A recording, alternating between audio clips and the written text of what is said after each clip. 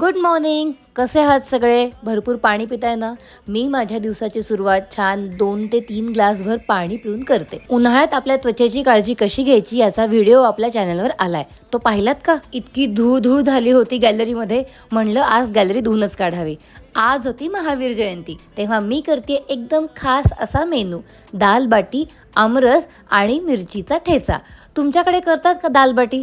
तुम्हाला जर का त्याची रेसिपी हवी असेल तर मला कमेंट करून नक्की सांगा. आपण त्यावरचा एक स्पेशल व्हिडिओ करूया. हे आहे बट्टीचं स्पेशल मळलेलं पीठ आणि हे असे गोल गोल मी केलेले आहेत बट्ट्या. त्या मी तुपामध्ये तळून घेतलेल्या आहेत. नैवेद्य दाखवून लंच रेडी.